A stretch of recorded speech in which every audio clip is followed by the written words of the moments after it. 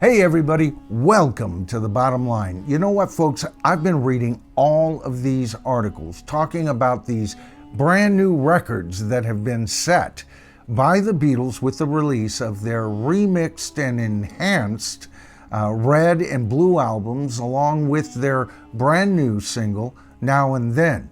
You know what I'm talking about. Their first #1 in England since who knows when, and the fact that they are being lauded as the one artist that has the longest streak of hits than any other artist, unless you're talking about seasonal artists. In that case, the record would go to Pat Boone, all right? But they've also been lauded as having the most top 10 hits than any other rock band. And that's what this whole video is about tonight, folks. You see, these records they're talking about don't even begin to tell the whole story.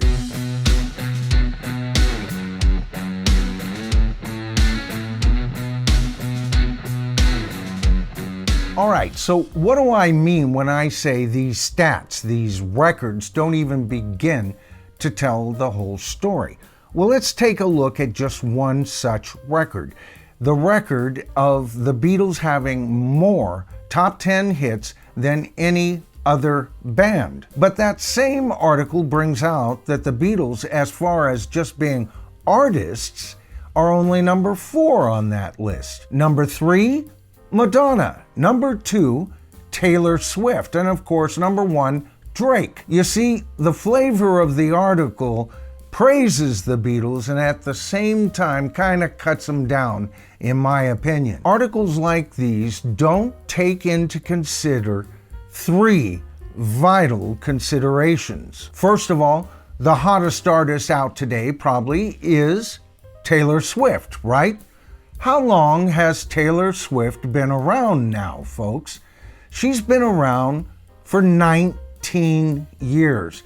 Compare that to the 6 years the Beatles were out as a worldwide phenomenon. I mean, Taylor Swift has had over 3 times the time to get to where she is today. But it doesn't stop there, folks. Let's go back to the year 1964. That's the year the Beatles arrived truly on the world scene. Do you know that the population at that time was about 3.25 billion people on planet Earth? By the time the Beatles were done in 1970, 50 more million had been added to the population, still under 4 billion. Where are we today? Well, we have a population of over 8 billion people. So any artist out today has more potential fans to begin with than any artist, including the Beatles, in the 1960s. And that's another thing. Everyone makes a big deal about what a cultural impact Taylor Swift has made. But if you compare how she's covered in the media today to that of how the Beatles were covered by the media in their day, she pales in comparison. Not only were the Beatles constantly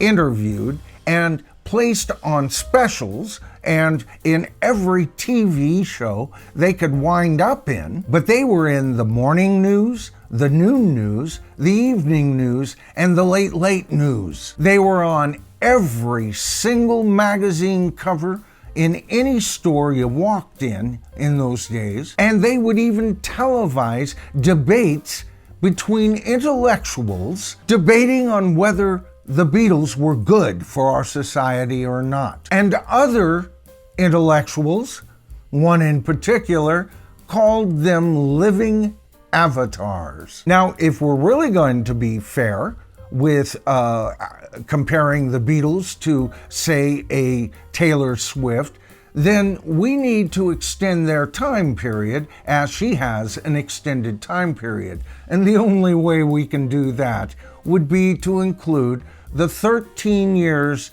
right after the Beatles, every single solo album by that entity. You see, Taylor Swift is a performing entity, and the Beatles are a performing entity.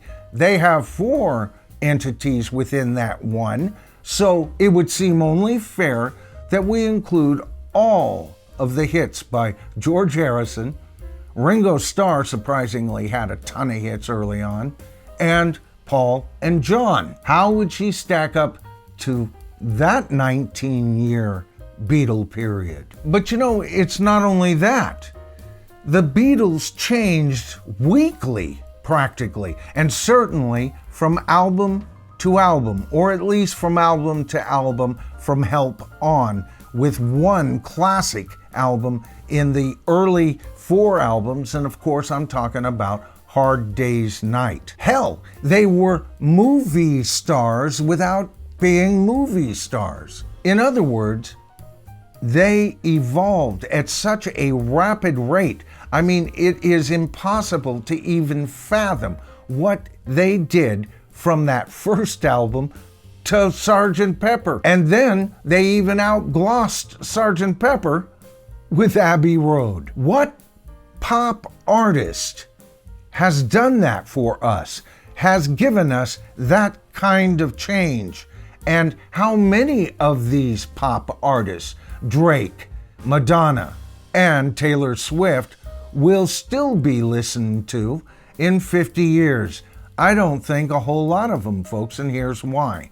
I think we'll be listening to Taylor Swift's whining songs about her boyfriends. God, I can't stand that. If I wanted to listen to a female artist complain about her ex-boyfriends, I'd listen to Atlanta's Morissette. But I think she'll be about as relevant as Leslie Gore in It's My Party and I'll Cry If I Want To. Now, that's not to cut down Leslie Gore. She has her place in history, right? But these people who are so hot now are hot because of a bloated population on planet Earth. In the end, it gets down to this. 2 guys in their 80s and 2 guys that are dead have accomplished quite a bit in 2023. Now, I'm not bashing on Taylor Swift. If you're a Taylor Swift fan, more power to you. I'm not, but I can understand she's done great things, and more power to her. But to even mention her in the same breath as the Beatles, the very same Beatles who were the Beethovens, the Mozarts, the Tchaikovskys of their time, is ludicrous. All right, folks, I hope you enjoyed the video tonight. I'm sorry, I went off on a rant again, didn't I? But you know what? I am a big Beatles fan, but it's not just because of their personalities and their poppiness and their hits and all of that. It's the music within the music. These were truly giant artists, folks. And so much of the claptrap out today couldn't hold a candle to them. All right, folks, don't forget to give me a thumbs up if you enjoyed the video. And if you haven't subscribed to the channel as of yet, that's easy. All you have to do, dig this, is hit that subscribe to the tribe button and then tap that top bell icon. That helps because then you'll be notified of my videos as they come out. You won't be having to see them on your homepage just because they're recommended to you. All right, folks, I'm Michael Noland. This is The Bottom Line. And you and I, folks, we are the tribe.